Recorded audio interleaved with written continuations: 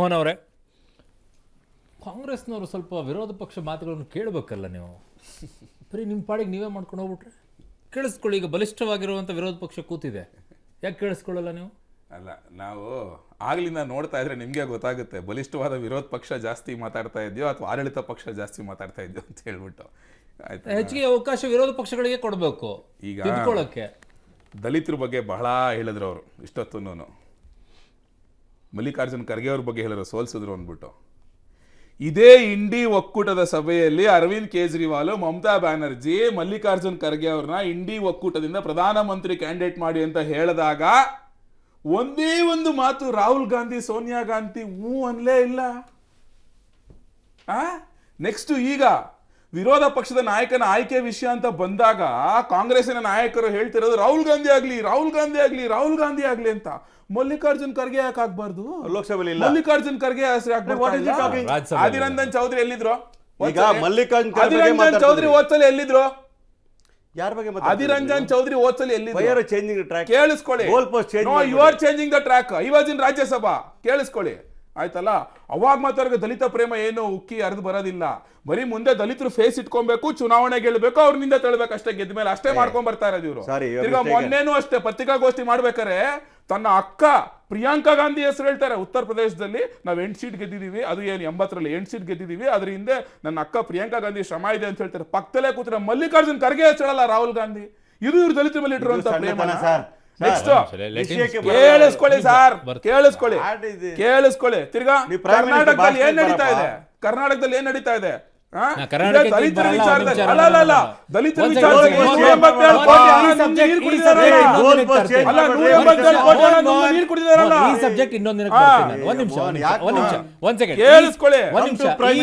ಕರ್ನಾಟಕದ ಭ್ರಷ್ಟಾಚಾರ ನಡೆದಿರುವಂತ ವಿಚಾರಕ್ಕೆ ಒಂದಿನ ಹೇಳಬೇಕಲ್ಲ. ಅದಕ್ಕೆ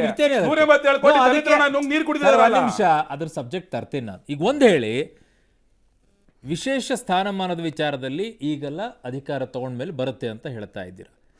ಬಟ್ ರಾಜಿ ಇಲ್ಲ ಅಂತ ಮೋದಿ ಅವರು ಹೇಳ್ತಾ ಇದ್ರು. ಇವತ್ತು ಹಲವು ವಿಚಾರ ಹೇಳ್ತಾ ಇದ್ರು, ರಾಜಿನೇ ಮಾಡ್ಕೊಳ್ಳಲ್ಲ ಅಂತೇಳಿ. ರಾಜಿ ಮಾಡ್ಕೊಳ್ಳೋದ ಸರ್ಕಾರ ನಡ್ಸಕ್ಕಾಗತ್ತಾ ಈ ಸಂದರ್ಭದಲ್ಲಿ?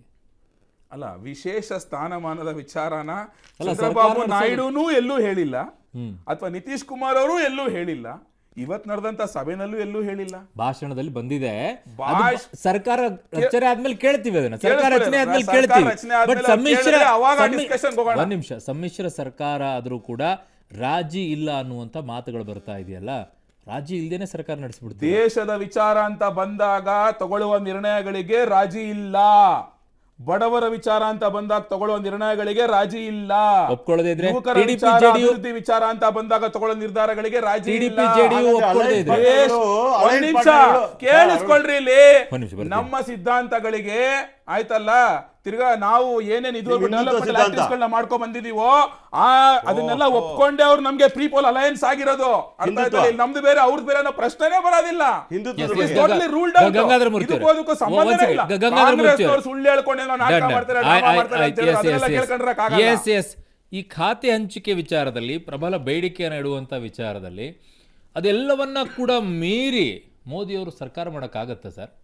ಇಲ್ಲ, ಒಂದು ನೋಡಿ, ಇಟ್ಸ್ ಆಲ್ರೆಡಿ ಹೈಪೋಥೆಟಿಕಲ್ ಕ್ವಶನ್ಸ್ಗಳು. ಯಾಕೆ ಅಂತಂದ್ರೆ ನಾವು ಎಲ್ಲಿ ಹೈಪೋಥೆಟಿಕಲ್ ಅಲ್ಲ, ಯಾಕೆಂದ್ರೆ ಕಣ್ಮುಂದೆ ನಮ್ಮ ರಾಜ್ಯ ಸರ್ಕಾರದ್ದು ನಡೆದಿದೆ, ಕೇಂದ್ರದಲ್ಲೂ 2014ರಿಂದ ನಡೆದಿರುವಂತದ್ದು, ಹಿಂದೆ ನಡೆದಿರೋದ್ರ ಮೇಲೆ ಇವತ್ತು ಊಹೆ ಮಾಡ್ಕೊಂಡು ಮಾತಾಡ್ಲಿಕ್ಕೆ ಆಗಲ್ಲ. ಈ ಜಸ್ಟ್ 2-3 ದಿವಸದಿಂದ ನಡೆದಿರ್ತಕ್ಕಂಥದ್ದು off the record, on record ಎರಡರಲ್ಲೂ ಕೂಡ ಓನ್ಲಿ ಕ್ಯಾಬಿನೆಟ್ ಹೇಗಿರಬೇಕು ಮತ್ತು ಜೊತೆಗೆ ಸರ್ಕಾರ ಹೇಗೆ ನಡೆಸಬೇಕು, NDA ಒಕ್ಕೂಟವಾಗಿ ಅನ್ನೋದ್ರ ಬಗ್ಗೆ ಚರ್ಚೆ ಆಗಿರೋದೇ ಬಿಟ್ಟರೆ, ನಿಮ್ಗೆ ಈ ಮಾಧ್ಯಮಗಳಲ್ಲಿ ತಪ್ಪು ತಿಳ್ಕೊಬೇಡಿ, ನಮಗೆಲ್ಲ ಮಾಧ್ಯಮಗಳು ಹೇಳಲ್ಲ. ಮಾಧ್ಯಮಗಳಲ್ಲಿ ಬರ್ತಾ ಇದ್ದಂಗೆ ಈ ಮಾಧ್ಯಮ ಇವ್ರದ್ದು ಇಷ್ಟು ಕೇಳಿದ್ರಂತೆ, ಇವ್ರು ಅಷ್ಟು ಕೇಳಿದ್ರಂತೆ, ಇವ್ರು ಅದೆಲ್ಲ ಸುಳ್ಳು. ಅದೆಲ್ಲ ಭಾಷಣ ಮಾಡ್ಬಿಟ್ರು ಮೋದಿ ಅವರು. ಅದೆಲ್ಲ ಸುಳ್ಳು. ಆದರೆ ಚರ್ಚೆ ಆಗೋದಂತೂ ಶತಸಿದ್ಧ. ಯಾಕೆಂದರೆ ಇಬ್ಬರು ಎಕ್ಸ್ಪೀರಿಯನ್ಸ್ಡ್ ಲೀಡರ್ಗಳು, ಈ 3 ಜನ ಈ ಎಕ್ಸ್ಪೀರಿಯನ್ಸ್ಡ್ ಲೀಡರ್ಗಳು ಪಾರ್ಟ್ NDAನಲ್ಲಿದ್ದಾರೆ. ಒಂದು ದೇವೇಗೌಡರು, ಒಂದು ಚಂದ್ರಬಾಬು ನಾಯ್ಡು ಅವರು, ಒಂದು ನಿತೀಶ್ ಕುಮಾರ್ ಅವರು. ಈ 3 ಜನ ಈ ದೇಶದ, ನನಗೆ ಗೊತ್ತಿದ್ದಂಗೆ ಅತಿ ಹೆಚ್ಚು ಅಂದರೆ ಒಂದು 8-10 ಪ್ರಧಾನಿಗಳನ್ನು ನೋಡಿರ್ತಕ್ಕಂಥ ನಾಯಕರುಗಳು ಇವರು 3 ಜನ. Is most experience person in the Indian politics. ಹಾಗಾಗಿ ಅವರ ಸಲಹೆಯನ್ನು ತಗೊತೀನಿ ಅಂತ ಆಲ್ರೆಡಿ ಮೋದಿಯವರು ಮತ್ತು ಅಮಿತ್ ಶಾ ಅವರು ಹೇಳಾಗಿದೆ. ಅವರ ಸಲಹೆ ಮೇಲೆ ಕೂತು ಎಲ್ಲವನ್ನೂ ನಾವು ತೀರ್ಮಾನ ಮಾಡ್ತೀವಿ ಎಂದಾಗ ಅದು ಆಟೋಮೆಟಿಕಲಿ NDA ಕೂಟದ ಒಕ್ಕೂಟದ ಭಾಗವಾಗಿ ಚಂದ್ರಬಾಬು ನಾಯ್ಡು ಇರ್ತಾರೆ, ದೇವೇಗೌಡರು ಇರ್ತಾರೆ, ಕುಮಾರಸ್ವಾಮಿಯವರು ಇರ್ತಾರೆ, ಜೊತೆಗೆ ನಮ್ಮ ನಿತೀಶ್ ಕುಮಾರ್ ಅವರು ಇರ್ತಾರೆ. ಇನ್ನು ಸಣ್ಣ ಪುಟ್ಟ ನಿಮಗೆ ಭಾಳ NDA ಪಾರ್ಟ್ನರ್ ಕಳೆದ ಬಾರಿ 303 ಇದ್ದರೂ ಕೂಡ NDA ಪಾರ್ಟ್ನರ್ಗಳನ್ನು MP ಗಳೇ ಇಲ್ಲದೆ ಇರತಕ್ಕಂಥ ಪಾರ್ಟಿಗಳನ್ನೇ ಜೊತೆಲಿ ಇಟ್ಕೊಂಡು ಅವ್ರು ಹೇಳಿದಂಥ ಕೆಲಸಗಳು ಮಾಡ್ಕೊಂಡು ಹೋದಂಥ ಕೀರ್ತಿ ಮೋದಿಯವ್ರಿಗಿದೆ. ಹಾಗಂತ ನಾವು ಕಾಂಗ್ರೆಸ್ನವ್ರು ಬಿಂಬಿಸೋ ರೀತಿ ಇನ್ಯಾರೋ ಬಿಂಬಿಸೋ ರೀತಿ ನನಗೆ ಈಗ ಆಶ್ಚರ್ಯವಾಗಿದ್ದೇನು ಅಂದರೆ ನಾಗರಾಜ್ ಯಾದವ್ ಅವರ ಕಳೆದ ಇದರಲ್ಲಿ ಮಾತಾಡ್ತಾ ಇದ್ದಕ್ಕಿದ್ದಂಗೆ ಅತಿ ಹೆಚ್ಚು ಪ್ರೀತಿ ಕುಮಾರಣ್ಣ, ಇದ್ದಕ್ಕಿದ್ದಂಗೆ ಅತಿ ಹೆಚ್ಚು ಪ್ರೀತಿ ಚಂದ್ರಬಾಬು ನಾಯ್ಡು ಅವರು. ಇದಕ್ಕೆ ಕಂಪ್ಲೀಟ್ ಮಾಡ್ತೀನಿ ಒಂದು ನಿಮಿಷ, ಕಂಪ್ಲೀಟ್ ಮಾಡ್ತೀನಿ.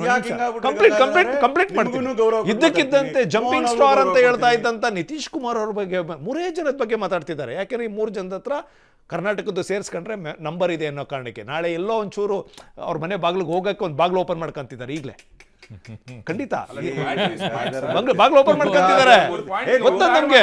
ವಿರಾಮ ತಗೊಳ್ಬೇಕು ಹೌದಲ್ವಾ? ಏನು ಎಲ್ಲದು